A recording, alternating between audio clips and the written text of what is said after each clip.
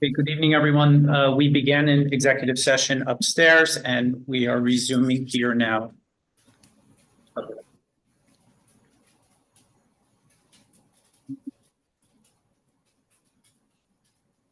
Oh, superintendent's report. Well, No, your report first, if you have any, but I'll do my reports first. Yes, board members, I will talk to our board president when he returns. The dates have been established for back to school nights. As you remember, last year, we were all asked to put in our preferences for which dates that we would be able to be present for back to school night. Some of us were able to do one, some of us were able to do multiples.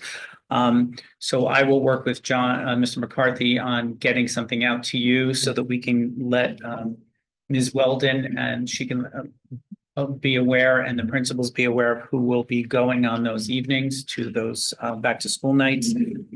Our first being on September 10th and our last being on September 25th. I'll hold this up here in case anyone wants to glance it to start thinking at the end of the meeting. And then we can get something out to you via email. Okay. And Ms. Weldon. thank you. Good evening, everyone. I do have just a few announcements. We have our new faculty induction program happening Monday, August 25th. And I invite the Board of Education members to greet our new faculty in this room at 8:30 a.m. Monday, August 25th. We're excited to bring on a little bit of a smaller group this year, but nonetheless, we are excited. Dr. Morgan has developed an outstanding program for our new faculty to help orient them to our Spartan family. So we're excited about that. I've also communicated out to all of the families last week some important information. I put it out in my message from the superintendent, and I followed up this week with a shortened, sort of abridged version of the most important parts, which are we are asking all families to parents to log on to their Genesis parent portal and fill out the back to school forms. And so that when we release schedules and teacher names, the parents will then have access to see that information if they have already completed their forms. I don't want anyone to feel the stress of it that morning to try and find their schedule or their teacher's name and realize that there's 4 or 5 forms they have to go through first to get that. So we encourage everybody to log into your Genesis parent portal and complete the forms.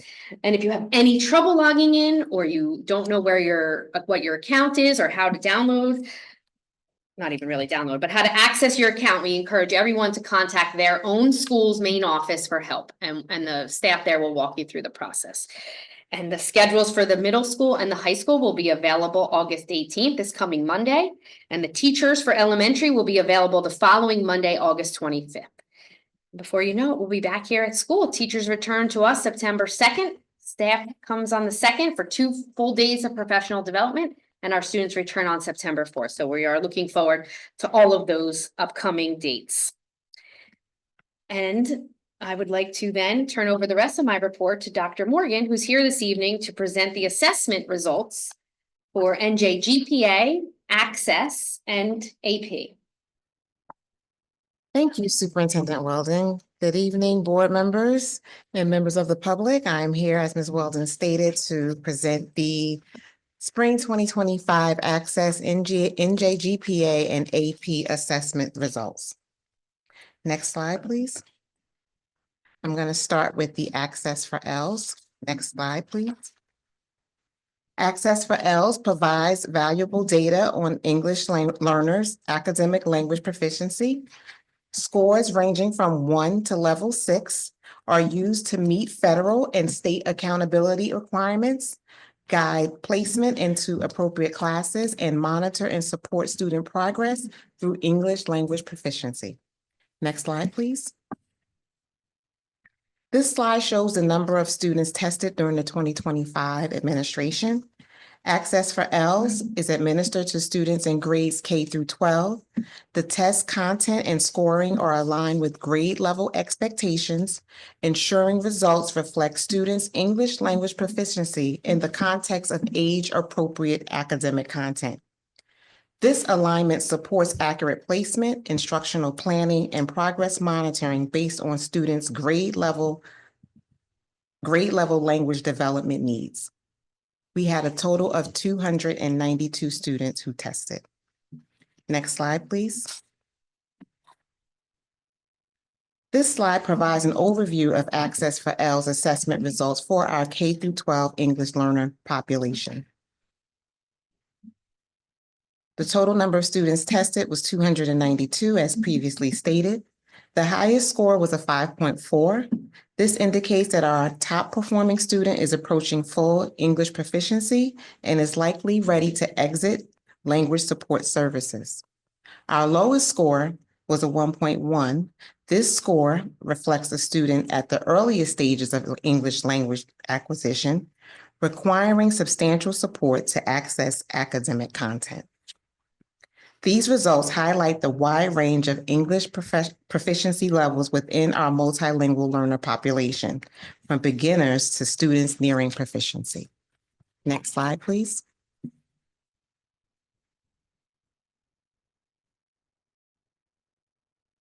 This slide highlights our Ocean students who scored 4.5 or above on the 2025 Access for L's assessment.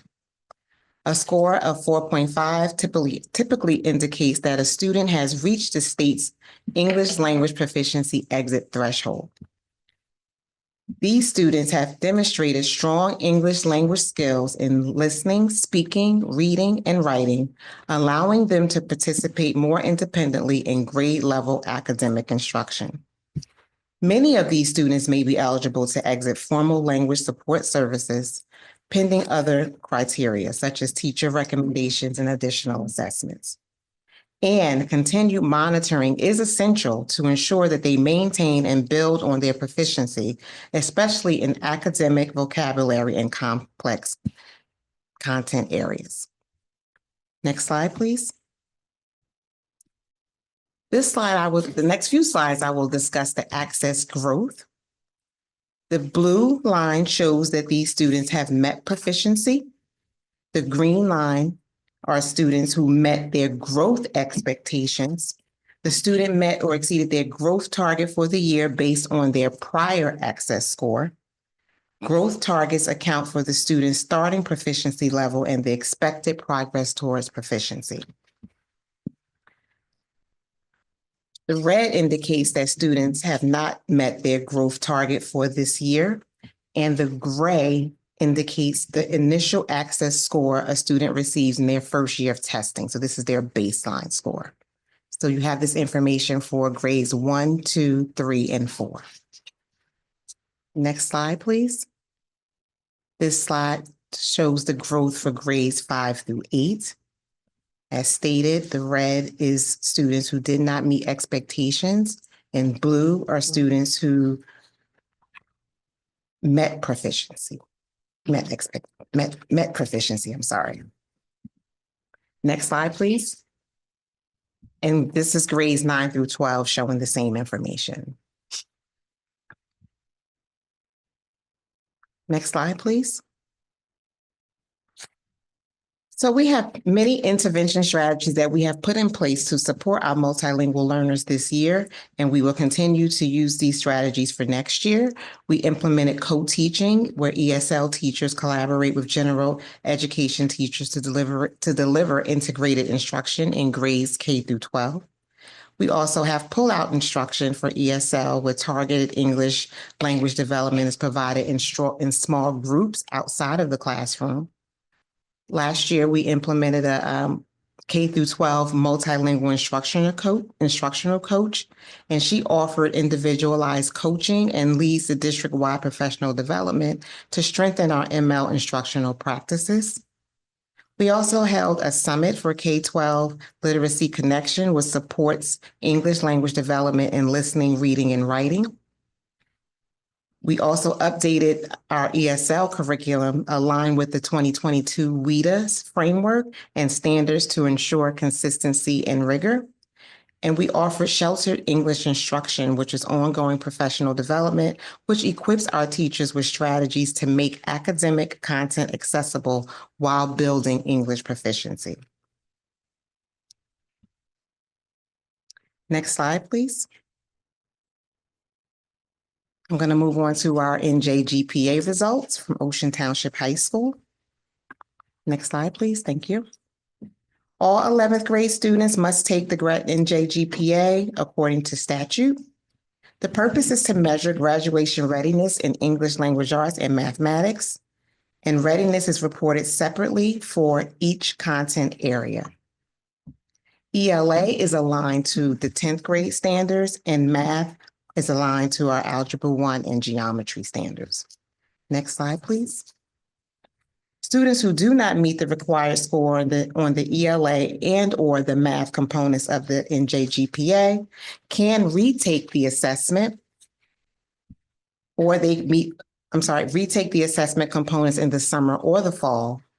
They can meet the cut scores on approved substitute competency tests, or they can complete a portfolio to demonstrate graduation readiness. Next slide, please. In the spring of 2025, we had 235 students who took the NJGPA in English language arts, and we had 233 students who took the NJGPA in math during the spring 2025 block. Next slide, please. This slide compares Ocean Township's NJGPA results over 3 consecutive spring administrations, showing the percentage of students meeting graduation readiness in ELA and math. The purpose of the comparison is to track students' performance trends over time, and also to look at the graduation readiness for the state.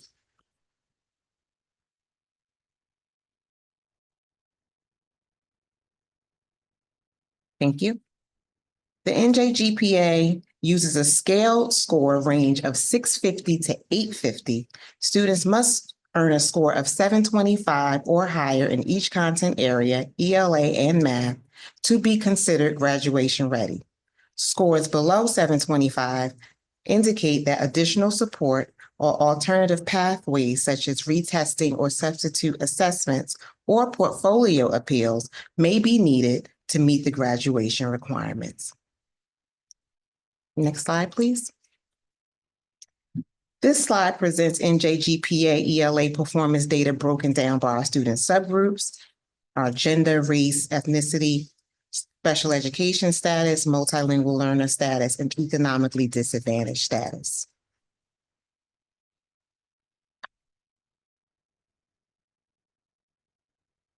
And this slide shows the subgroups in our math for math.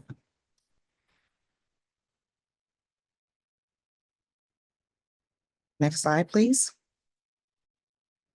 This slide outlines the targeted actions being implemented to improve student outcomes and ensure equitable access to support, push-in intervention at TOIS and OTHS, increased focus on inclusive strategies, ongoing data tracking by supervisors and principals, and regular data meetings with teachers to review student progress, determine intervention effectiveness, and plan next instructional steps. Here are our graduation pathways for 2025. Sorry, we had 247 students who graduated. The number of students who graduated under the substitute competency test process was 57. Those tests include the SAT, the ACT, the AP English language, or IB, so we don't have IB, or AccuPlacer. So if students did not pass the first time, they can also use these pathways if they meet the required SAT score. We also had students who used the portfolio process, and that was 53 students. And we had 12 students who had alternative requirements in their IEP. And the number of students who were denied graduation from the 12th grade was 0. And the number of students denied graduation from the 12th grade solely because of failure to pass the NJGPA or any other assessment was 0. Next slide, please. Now I'm going to review the advanced placement results from Ocean Township High School. Ocean Township High School is committed to providing access and opportunity for all students to take AP courses. Students may enroll through either teacher recommendation or by personal request, and all AP students take the corresponding AP exams. The district covers the full cost of the exams, which are $99 each, and the district covers it to remove financial barriers for students. Next slide, please. In May of 2025, a total of 264 students took 593 AP exams in 24 subject areas. And then you have the grade breakdown. Grade 9 was 21 students, grade 10, 30 students, grade 11, 109 students, grade 12, 104 students. Next slide, please. The AP scores range from 1 to 5. 5 is the highest score. This year, 10% of our AP students, AP exam scores were a perfect 5. 40% of AP exam scores were a 4 or a 5, and 71% of AP exam scores were a 3, 4, or 5.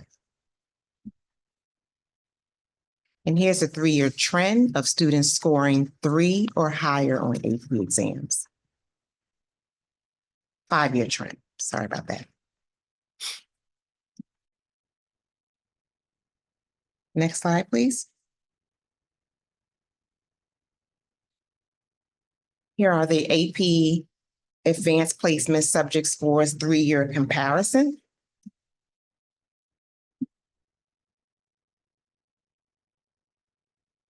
The 3-year comparison is important for us to know because it helps us to know where we have declined or plateaued, signaling a need for instructional review.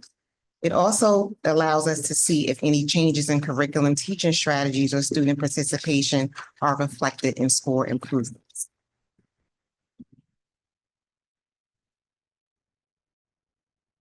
Next slide, please.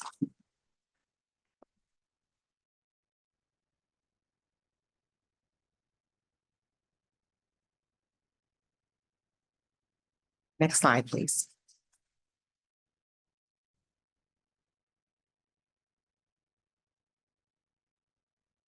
As you can see, some of our scores have gone up considerably in 2025, and we're very proud of that. And we also have some work to do that we've recognized. Next slide, please. The Advanced Placement Subject Scores score distribution. Next slide, please. The score distribution is important because it shows us how students are performing across the full scoring range rather than just looking at averages.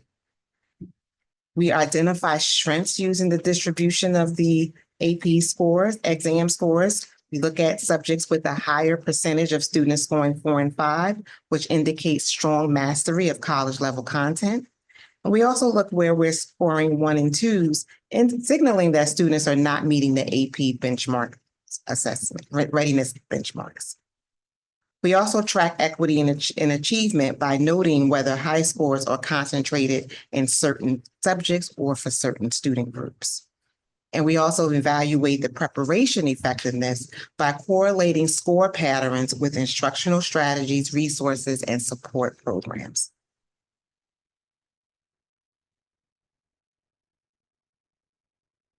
Next slide, please.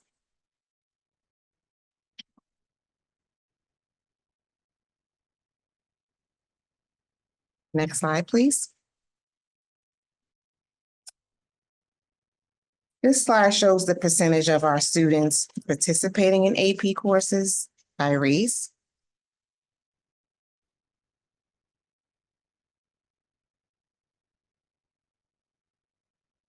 Next slide, please. The AP Scholar Summary Report provides an overview of student achievements in the College Board's AP Scholar Recognition Program, which honors high school students who demonstrate exemplary college-level achievement on AP exams. This year, we had a total of 98 scholars.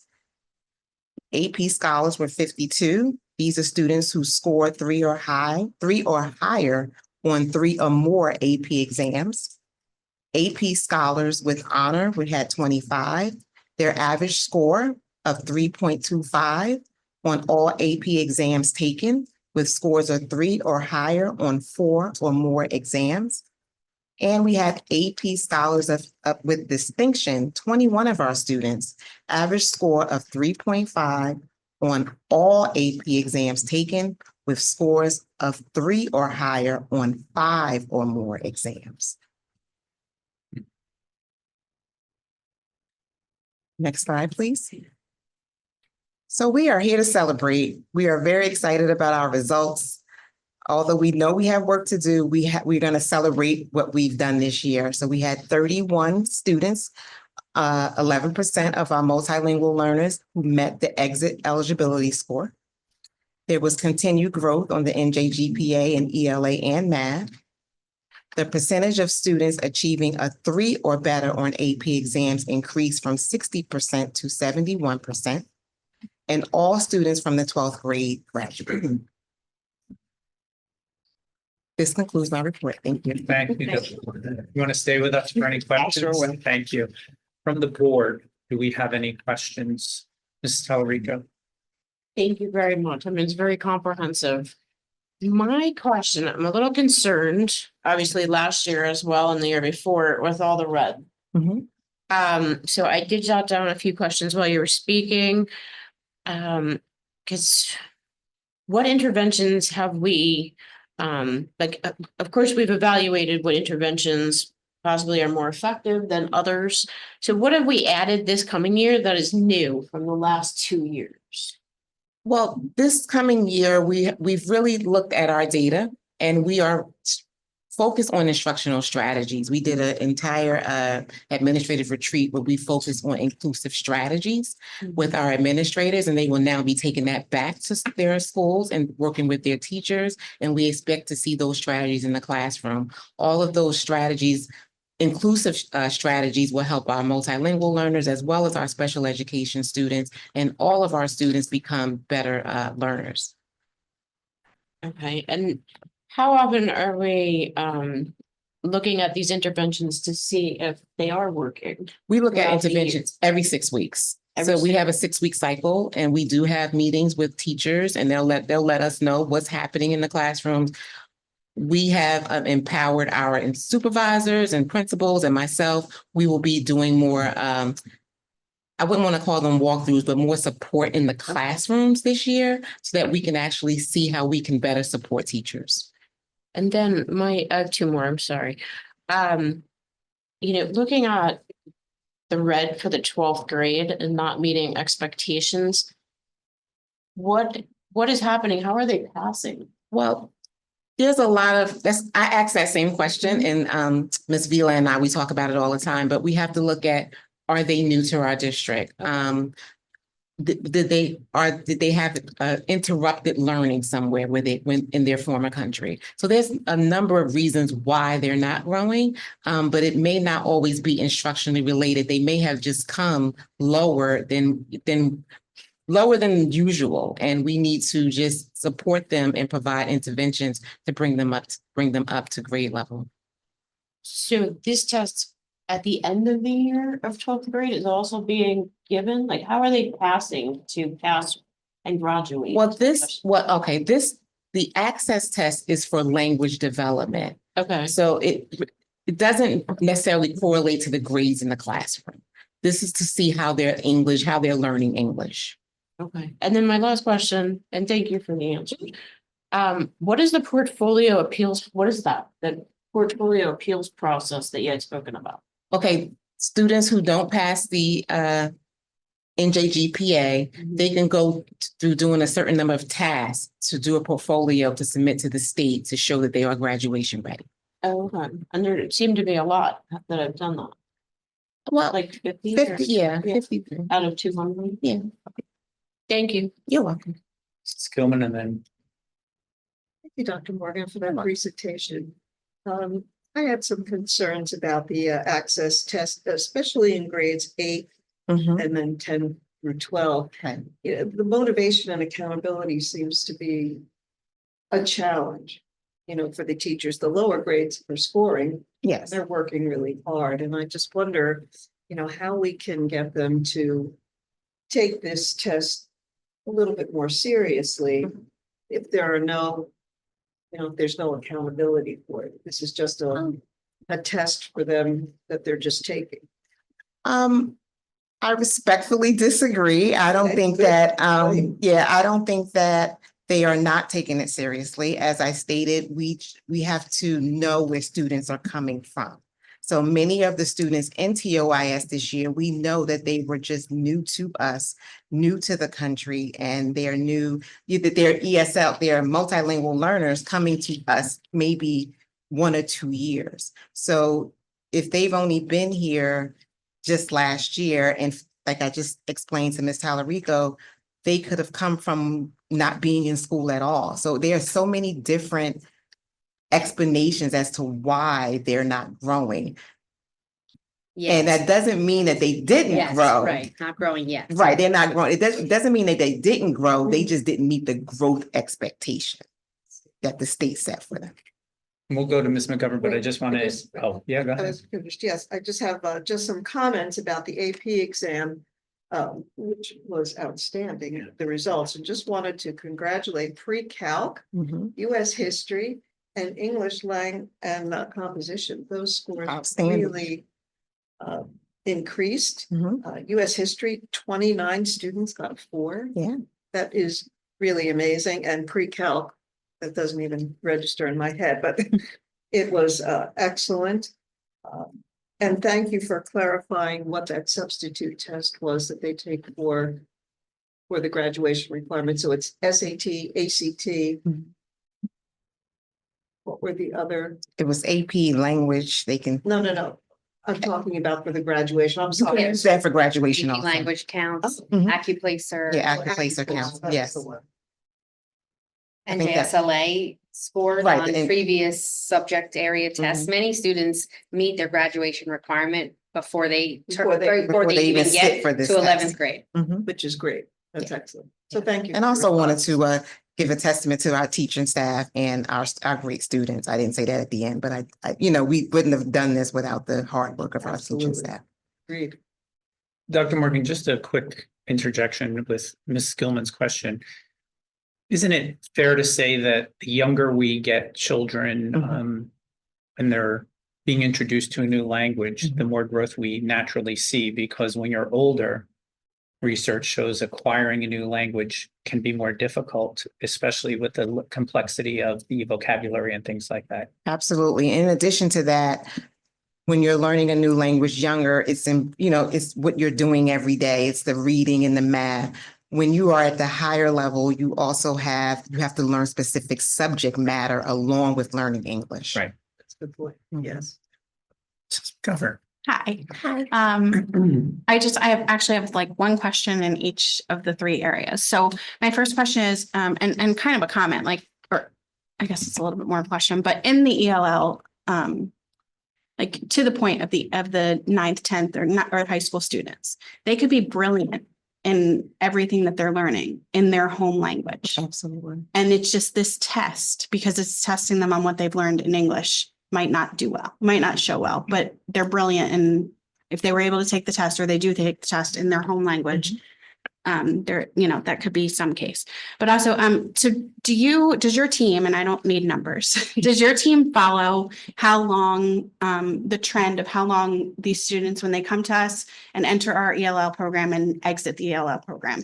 And do you find that your length of time, say in elementary, and then, I would take it like kind of in 3 separate: elementary, middle school, high school, right? That your times are either staying around the same amount of time that they stay in the program, or, decreasing, that our interventions are working, that we're able to exit students faster, or and I don't need numbers, but is that a data point that your team looks at to say, and kind of say, okay, middle school is taking longer, let's look at that part right now?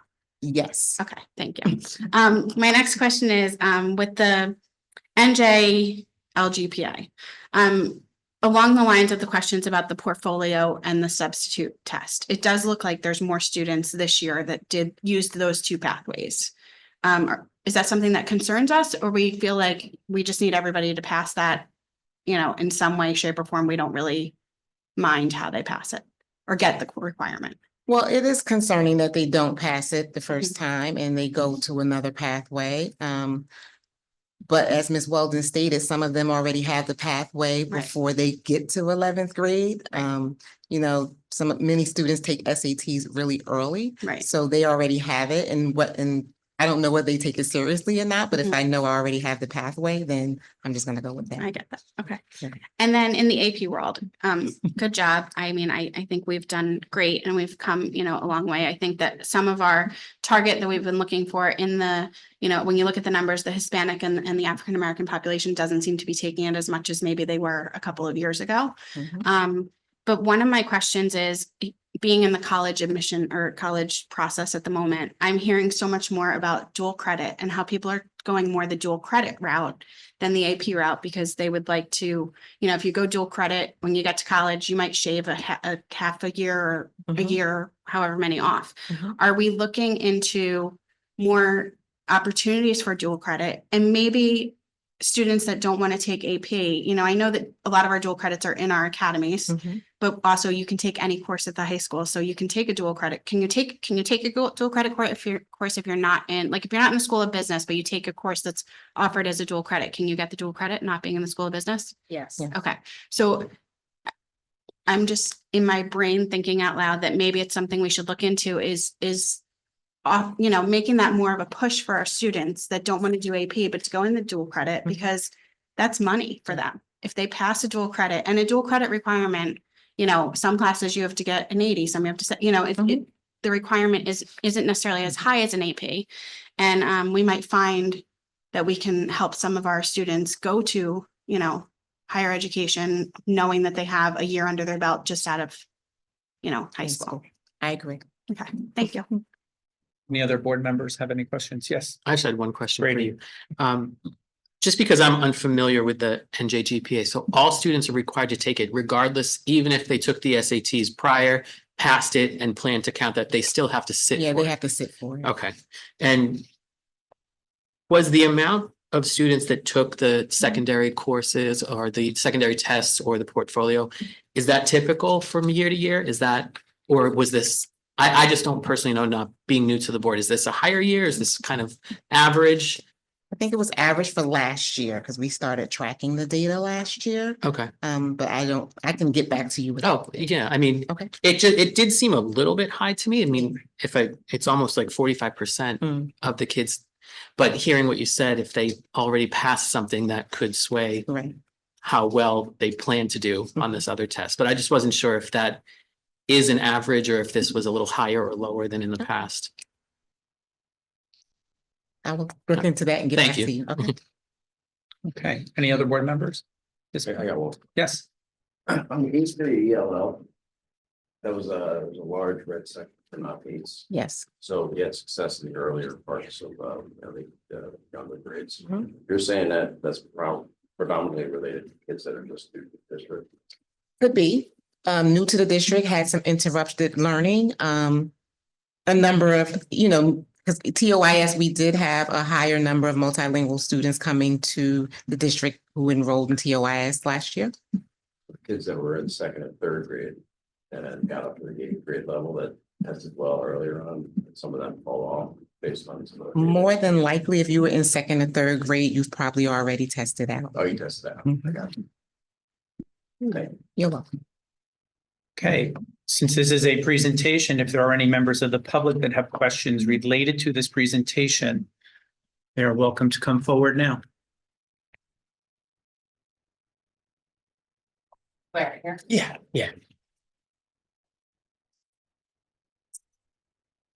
Alex Hayes Oakhurst. Thank you for that very detailed presentation, Dr. Morgan. Let me just get my notes here. Okay. I'll start off with some easy questions. First statement, you absolutely cannot read the access charts. The font is like 0.2. It's in green. I got out my phone to zoom in and to put on my flashlight and I still couldn't read it. So once that's posted to the website, I don't know how most parents are going to read it. I'm wondering how many MLL teachers we have. I believe in this presentation, it said we recently are going to hire one or just hired one, but then last year they said the same thing. So are we at 2 now? I wasn't quite sure about that. It was a little vague. Teacher? MLL teachers, yes. No, we have more than two. We have probably close to 12 or, Right. Oh, there's that many, okay, yes. Don't quote me, but it's around that number. okay, somewhere in there it says, it says something about like one MLL No, teacher. we added an ML coach. Instructional Coach, okay, so that doesn't mean one of like two, it was, because last year's it said the same thing. Like we added one, so, okay, okay. I think we, like you mentioned, rather surprisingly or like celebratory, let's celebrate the NJGPA gains after so many years of kind of being not great. It's nice to see some of these moderate gains, and I was very thrilled in seeing some of this, especially the gains in the IEP, the 504s, the lower economic students. However, and here's Alex's but, I still remain concerned about some of the more granular statistics. The female and Latino and Black numbers going down in ELA and the female and Latino numbers going down in math. It says we're doing inclusive strategies in the presentation. So I'm just wondering, what are we doing for those particular subsets? Because this isn't the first year that women, Latino, and Blacks are underperforming in this district. And it's not just by a little, in my opinion, it's a marked difference. So I'm wondering what quote those inclusive strategies are.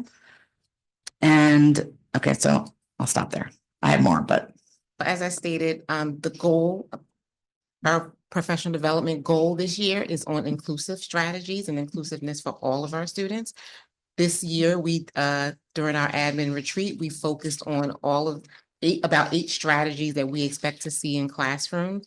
I understand your concern about certain subgroups. However, we want to make sure that we are being equitable across all of our subgroups. So we're hoping that these strategies will help all of our students increase in their instruction. so does that mean we're not targeting? If you want to say we're being equitable to all, sure, but are we not targeting like the 3 out of 8 subsets that are underperforming? Well, we're targeting in terms of our interventions for all of our students. So if those subgroups indicate that we need more targeted intervention, then yes, they will get the additional assistance. Okay, so that will be in place this year. There will be more It increased. was in place last, it was in place. But again, there were some things that we just need to tweak, just like when you're a doctor, some things you have to go in and see what works and what doesn't work. So we realized some things weren't working, and we're going to try to put some strategies in place that we feel will work. And if that doesn't work, we'll come back and start all over. Tweak away, Absolutely. tweak anew, Right, okay. and each year, a teacher gains a new class of students, and targeted instruction, which we've been applying for a number of years, is really about where is this student today and what do my students need today, individually, in small groups, and as a whole class, to improve gains towards grade level expectations. And that's really the work, and we are getting better and better at it. And the teams in the schools, from Dr. Morgan to the principals, to the coaches, to the teachers and the supervisors, have gotten better at determining this is a weakness and this is an effective strategy to apply for a 6-week cycle to help that student gain that skill and then move on to the next thing that child may need. Okay. Another outstanding results were some of those AP exams. So, I've been highly critical of our AP success or statistics or numbers over the years. I do think one of the board members said the AP exams were outstanding, but there were also some really poor grades. So I would more view it as decent gains is in my brain, and decent is better than flat or going the other direction down. But once again, I still am concerned about the racial breakdown, the subgroup breakdown. I mean, in Ocean, if you're a white student, you're 7 times more likely to take an AP exam, according to these statistics, than a Latino. You are 15 times more likely to take an AP exam than a Black student. So while the gains in scores are something to be positive about, I still struggle with how that's still okay in 2025. And what very obvious things are we doing?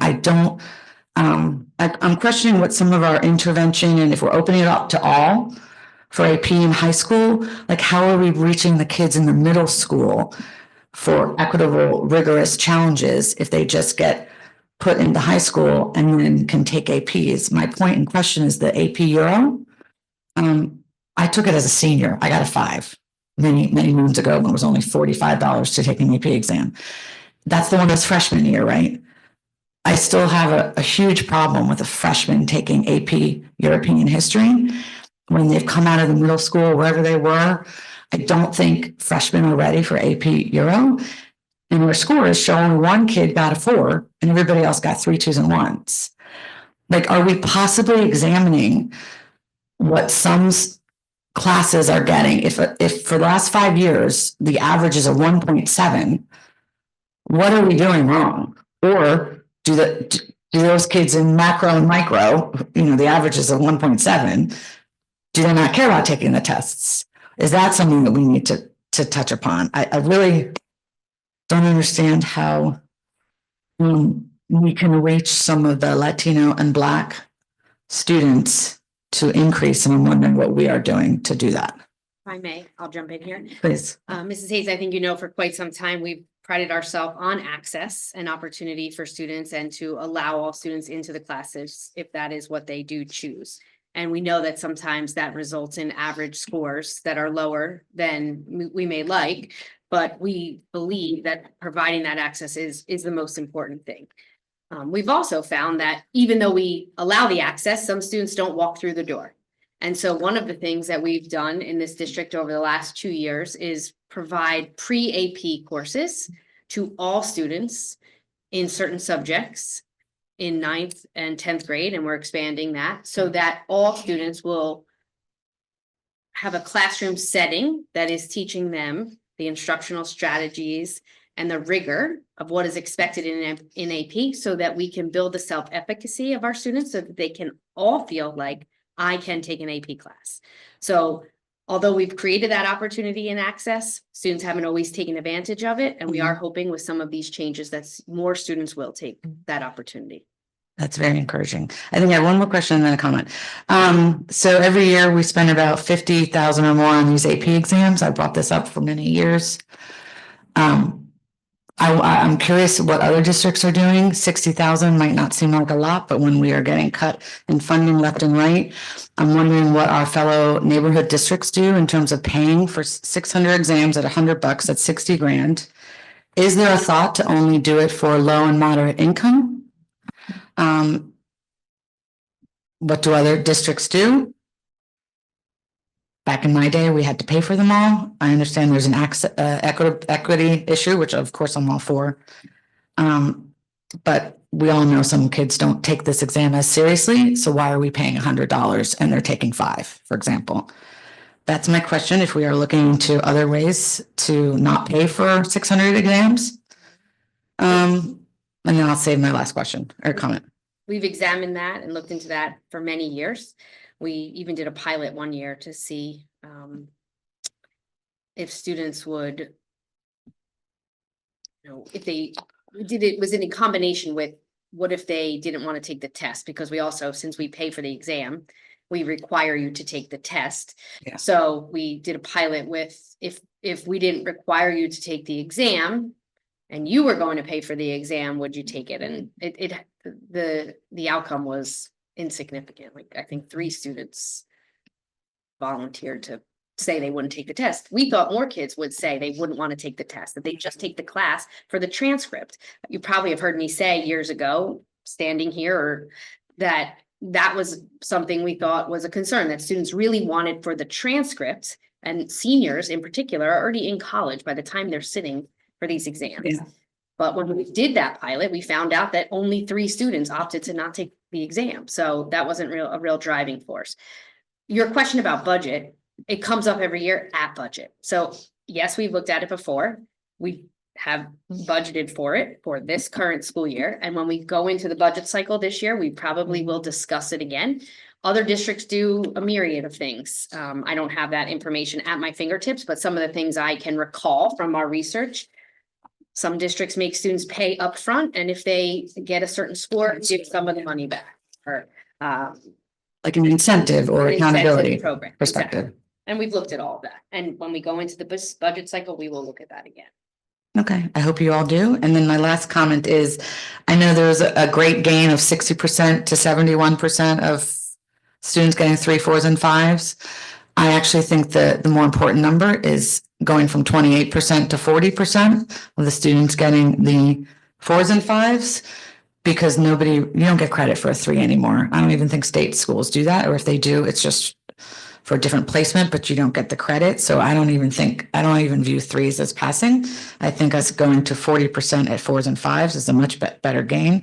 And I think that's something to celebrate. That's it for me now. For now, I might have other questions and I'll email you both. Thank you. Thank you. Ms. Conway, do we have anyone in the queue that has questions?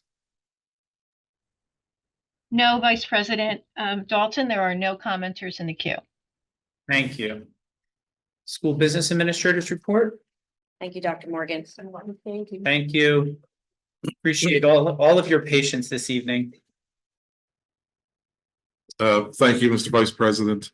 I would just, since time is speeding by and we're already to school opening, remind the board that in October is the New Jersey School Boards Association's conference, Workshop 2025. This year's theme is Big Ideas for Bright Futures.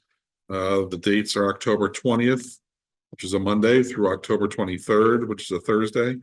It's a great opportunity for professional development and take a school law forum and meet your colleagues. So look at your calendars, and then Ms. Boomer will probably reach out just to see what your availability is so that we can plan accordingly. Thank you. Thank you, Mr. Hastings. Public comment. The Board of Education recognizes the value of public comment on educational issues and the importance of allowing members of the public to express themselves on school matters of community interest. Public comment is not a question and answer session. Specific questions can be directed to the administration. Superintendent's contact information is available on the end of the table there. We encourage you to contact her with any questions. Public participation shall be governed by the following rules. Each statement made by a participant shall be limited to 5 minutes duration. No participant may speak more than once on the same topic until others who wish to speak on the topic have been heard. The presiding officer may request that any person to leave the meeting when that person does not observe reasonable decorum.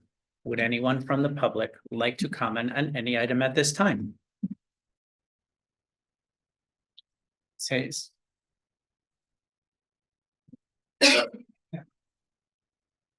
Alex Hayes, Oakhurst. I'd like to state the obvious by saying there's one person here, that being me, and this was a giant presentation about our school performance and testing. I know you all make it now available for people to actually ask questions for maybe the 3 times a year that you do these presentations, and then people can actually ask questions and you can actually answer them for once. But nobody knows that you were having this presentation today because it wasn't posted that, hey, we're going over AP exams, NJSLA or whatever, NJS, GPA and access. It wasn't posted on mine. It wasn't on your Facebook page. I checked the school district page today. It wasn't on there either. So I don't know how on earth you expect to engage the public and expect people to ask questions and know about what's going on with district scores if you don't even tell them that, hey, this is happening tonight, or here are all the presentation slides. It's kind of mind-boggling, but I do think that that is purposeful in the intent. And I can't see who's online to see if there's even other people lined up to chat or even watching. I'd like to have one more question and then a comment. My question is the Pop Warner, I think they're called the Ocean United Dolphins. To my knowledge, they still have not been issued a yay or a nay on their facilities request. They're asking for 4 dates from what I learned 2 weeks ago.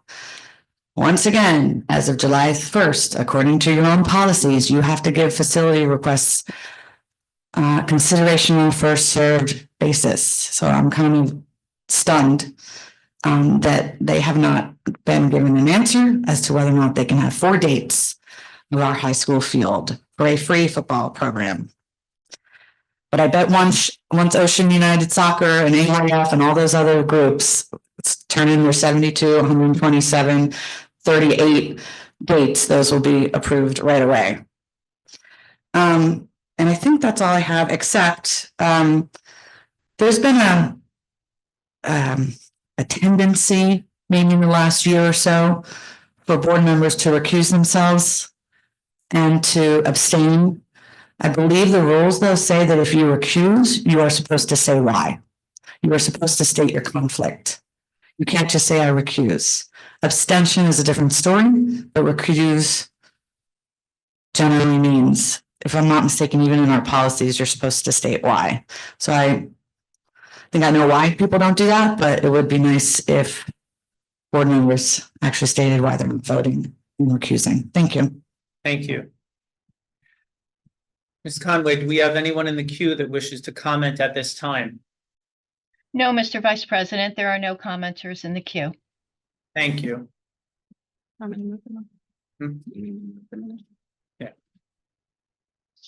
There you go, Mrs. McGovern. Yes, move to approve the meeting minutes from July 29th versus both our work executive and our general meeting minutes. May I have a second? Second. Items 7.1 and 7.2, Mr. Brady, Yes. Dalton, Yes. Gilman, Yes. McGovern, Yes. Mr. Schneider, Yes. Ms. Steven, Yes. Mr. Talarico, Yes. Mr. McCarthy.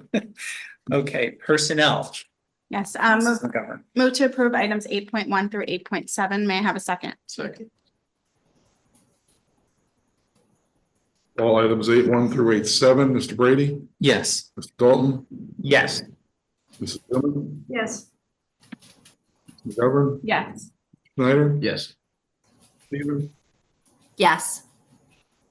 and Mrs. Talarico. Yes. Motion's carried. Section 9, Financial Management and Resource Services. Talarico? Thank you, Vice President Dalton. Move for discussion, 9.1 to 9.7.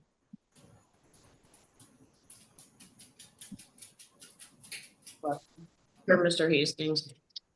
For the joint agreement for these different towns, it's for busing from our district and their district. They're together on the bus going to the school. Is that correct? Correct. And is the amount, do we pay half of that or do we pay the full cost? Well, we break it down based on mileage and fuel costs and labor costs of the particular route. Then it would be based on a per student share of what's actually on the bus. But I mean, that joiner cost is what our responsibility is. It's not half of that. No, the joiner cost is what they're paying to us. In our buses. We're using, this is other districts using our buses to transport students to particular locations. Oh, okay. Thank you. Basically, I think you answered enough, my question was very. Based on the routes and how far we're going and the costs associated with the routes, and then based on student, for example, the one that's 46,000, which is 9.7, that's Interlaken. So that's taking a large number of Interlaken students to West Long Branch, whereas some of the others, which are lower, Long Branch students going to Mast.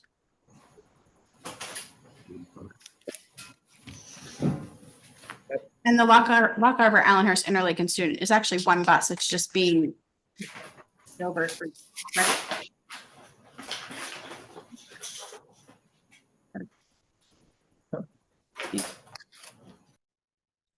There she goes. Okay, any other questions on any other items in that section? Okay. Section 10, Instruction, Education, and Student Activities.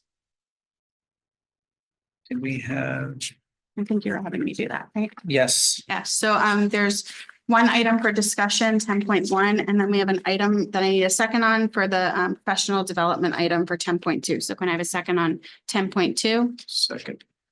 you want to vote on that? And then we'll go back to the discussion if there's any. Sure. Want to take the vote on 10.2 and then we can discuss 10.1? Sure. This is for item 10.2, Mr. Brady, Yes. Mr. Dalton, Yes. Mrs. Gilman. Yes, Ms. McGovern. Yes. Yes. Ms. Stevens Yes. and Ms. Talerico. Yes. Motion carries. And then discussion on any of the district curriculum if anyone has. Any questions or? Are there any major changes? So I'll just state these documents are here. We put them up for discussion and we'll vote on them in August, just to give you a little extra time to review them all. A number of these, also thank you to Dr. Morgan and her office and her academic supervisors for all their work this summer and the teachers who were hired to do this work. A number of these documents are on here because they are high school courses who had a pacing guide for block scheduling, and the pacing guide needs to be adjusted for the new schedule. So a number of these items are simply changing the pacing guide, but there are some math courses and some ELA courses, some ESL courses that were revised this summer as well. The units of study were also revised. Kudos to everyone for all that work. It's a lot of work. Okay, any other questions, comments, concerns in that area? No? Any old business? I do. Yes, Ms. Talerico. I have a few different things, but I'd like to first acknowledge the 5 gentlemen who are Spartan alum that attended our last board meeting requesting the field be named after their highly respected and beloved coach, Coach Conte. So I would like to make a motion this meeting for our district to move forward with next steps involved to investigate what can be done to support their request. Do I have a second? Second. Okay. Anyone else? Rest of the group? I just have a question. Sure. I thought that the way that, well, I guess we didn't actually leave it, but that we had talked about it possibly being put on an agenda at a later date, Correct. but there is a motion, so we have to vote on it. I thought that was, Mrs. Gilman? I agree with Ms. McGovern because I thought we had discussed other possibilities of honoring Coach Conti besides naming the field for him. I don't think we've talked about anything. I think we've said that we were We gonna just talked. have a discussion Well, on it. My So your understanding motion was, is just to have what's your make a motion? Let's be discussion. clear on what your motion is. Investigation. It's just to investigate what can be. Investigate what can be Yes. done. What can be done to be brought to the board for then further discussion. So you're authorizing the administration to look into the next steps to Yes. move that forward. Correct. Thank you. Thank you. Yes. Was the administration already doing it? Well, I think procedurally, I don't want to overstep, but motion, they have to act on the motion, right? I don't know that We said, I said. Well, there's comments and there questions. was a second. Okay. There was a second. I'm sorry, right? I didn't. I still say. Mrs. Gilman, did you have something else to add? I'm sorry. No, I just wondered if the administration was already investigating. So this motion gives them permission to investigate, but they were already. investigating. Correct? I don't think investigating. I think we're just gonna have a board discussion at We some just point. have a- But at a future this date. is to just But this is formalize that motion. it will be. So I'm not really sure. Well, I had a point of inquiry based on that. Yes. Yes. Is it cart before the horse, something that the administration would do, and then bring it to the board, or is the board making a Yes. motion to discuss it? In my mind, the administration, we all heard it that evening and we haven't had, none of us have had the opportunity to speak since. I would think that the administration would put that on a schedule for us to discuss at a later date. Correct? We certainly can do that. Absolutely. Well, that's, I think, what the motion. Can I just clarify the motion? If the motion on the floor, like for me, if the motion on the floor is to investigate something to be sure be done, I don't know if that would be a yes for me, but if it's an investigate, or if it's to bring it to on the agenda to have a conversation about possibilities, then that's like, I don't know I if think it's two it's more different that things. I wanted it investigated by our administration and then brought to us. Okay. You know, because there's obviously financial implications, other issues that could be worked out. For us to talk about it first and then go back. This is to fast track it, basically. No, I understand that. I think there's just, Mr. Larkin said it, or I don't know where I heard it, but that there's some districts have policies on it, ours does not. So I don't know if the policy would come before the investigation or the investigation would come before the policy. But either way, the motion's the motion, so. I'm still not clear about the motion. And Jeff, can you state what the motion, what you Sure. believe the So motion the say? motion is to authorize administration to initiate or to investigate next steps in changing the name of the stadium. The field. No. Yeah, see, that's, It was to investigate what could be, provided to us to have that discussion, whether it be the name on the stadium as the gentleman, recommended or their idea of that, or another person last time recommended a bus to be made or something put into the sports memorabilia or the gymnasium. Like there was so many different things. I'm just saying to offer that to the administration to research what and for them to come up with what they think is the best plan of action and bring it to the board in as quick a time as possible.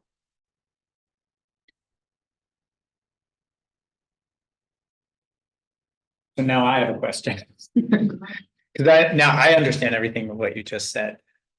I just want to think about timeline and I don't know what as quick as possible means in Mrs. Talarico's mind, but I'm just also thinking that we're in August and the opening of school, so I just want to be careful about that. So did you have an expectation on as quick as possible? Next quarter, within 3 months. I mean, I think that's reasonable. Just wanted to clarify that, so thank you. Thank you. I think we all heard what the gentleman said. I think we all want to take it into consideration. So whether it's done with the administration or maybe a movement to be that on the board. Yeah. It's gotta get done. So just not sure how to process to do that is. would the process be then to put it on a future Agenda. upcoming agenda where we can all discuss some of the things that we want the administration to investigate?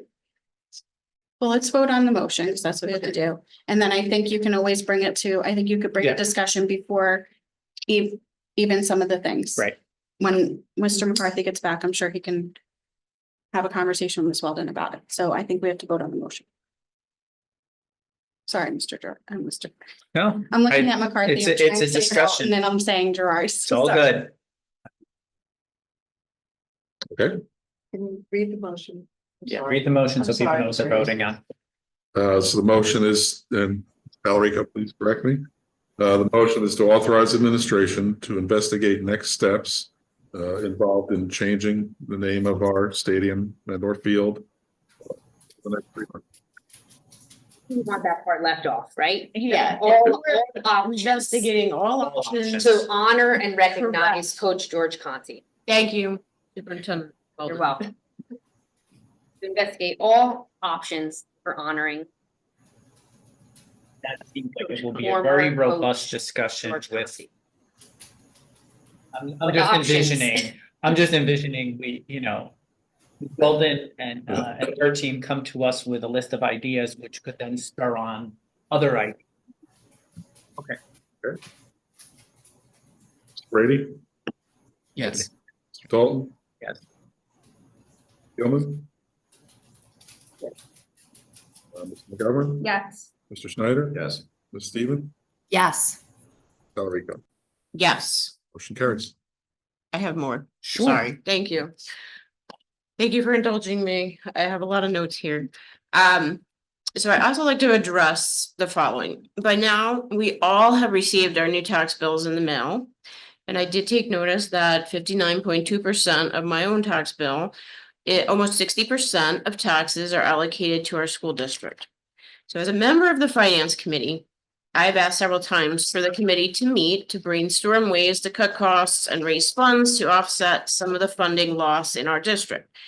Sadly, this has been denied, stating that the board as a whole is comprehensively evaluating and investigating this. So my questions are, what ongoing efforts are being done?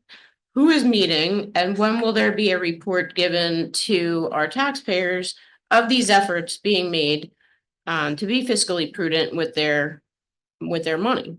Not just during budget season, but ongoing efforts to make it more affordable for our residents to live in our amazing town.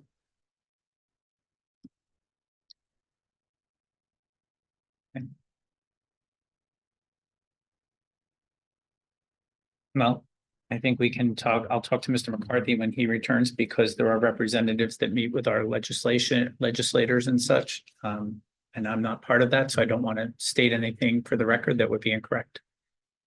Okay.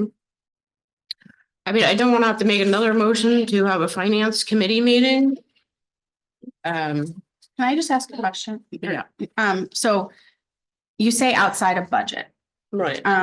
but budget is when most of the cuts happen and most of the, things that, I mean, I would say that's when a lot of the cost savings things take place, is during those months leading up to budget. And once we pass the budget, well, it's great to, if, you've been here, that we still do, grant requests, and we still look for opportunities that come through from the state and everywhere to, to tell us, if a energy savings is coming, it goes to Mr. Hastings or Miss Weldon's office. I mean, it goes to pretty much anybody in central office, and somebody works on that. And we're always told at board meetings, like, this is what we're doing, this is what we're not doing.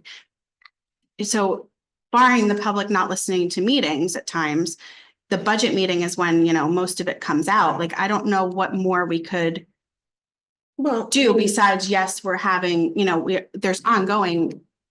If there is a grant or money to be found anywhere to help, my experience here is that it has been by our superintendent, our assistant, our assistant superintendent, but also by board members who will be like, you have even said, I got this email today that had mental health stuff, because that's in your field. So stuff goes to you in that regard, right? And you've brought it to us before here, and things like that have happened. Somebody else might get, Mr. Dalton was in central office type situations before. He probably still gets emails where he could say to Miss Weldon, do you do this? Can you look at that? But, beyond that, I mean, I guess the reason think the reason why we got away from committees, I know the reason why we got away from committee meetings and stuff is because there's a lot of distrust, or there has been distrust within the board for years. So there was times when it was better to have open meeting. Plus, everybody wants to know everything, which is why we do board of a whole, because otherwise what happens is you go into a meeting and then you come back and you have that entire meeting all over again.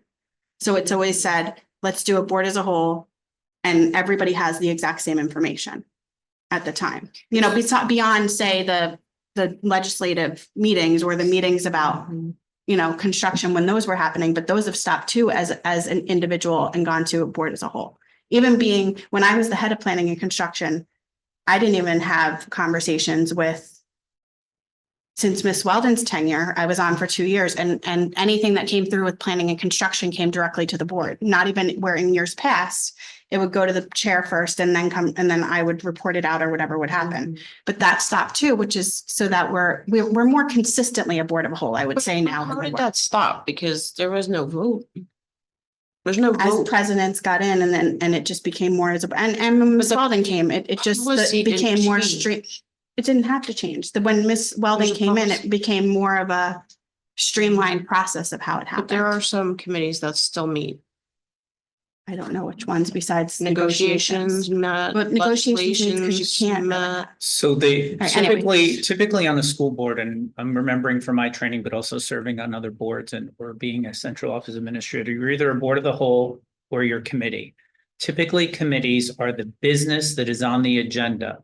Things like negotiations, legislation shouldn't really even, in my experience, be referred to as committees. They are liaisons, right? So there's a difference between a committee that is a standing committee that directs the business of the board versus a piece of business that needs to be done, but not on a regular basis. That would be negotiations, because let's just say once every 3 years. So it's not we're not voting on it every week. Same thing with, some boards have a PTA liaison, some boards have a legislative liaison, some boards have a township council liaison. But they're liaisons, they're not committees. I was confused, I'm gonna be very candid, I was confused when I came here that we had committees because we're a board of the whole. So the fact that we have committees, but we do everything together really negates the committee. So, I mean, that needs to be a longer discussion that I don't think is for tonight, that gets into how are we planning to function? I agree with you. Because I've operated in both ways. And typically, when you have a board of the whole, you don't have duplication of efforts with committees, because that's literally what you're saying. I've been the administrative chair that worked with board members on committees, and only 3 people are in that room for that meeting. And there's a high level of trust that what comes out of that is trusted by the rest of the group. Not all boards like that. Right, so possibly, maybe we need to put that on the agenda in the future so that we could either get rid of the policy of having the committees. Or we have to reconsider Well, what we have we're to, doing. right, and we also have to distinguish what is a committee and what is like a liaison. Is there someone that, I know in a board I worked with, there is someone who is a liaison to the township council. So that one person just goes to the township council meeting, but then they report out publicly at the board meeting. That would be wonderful. It's called a liaison report. We used to have but that as well. that's a different, I think that needs to be a robust discussion with all board members present. Absolutely. So, Thank you for that. And then lastly, my last point, and it's a comment really, given each median household is paying around $7,000 or more to fund our school district, I feel compelled to make mention again, it is extremely disappointing that this board does not answer the public's questions in board meetings as we have in prior years, unless it is a presentation night, and that the board also voted to take away the second public comment. So given the amount of money we receive from our hardworking taxpayers, out of respect to them, I'm making another motion to bring back the second public comment at our board meetings. Do I have a second?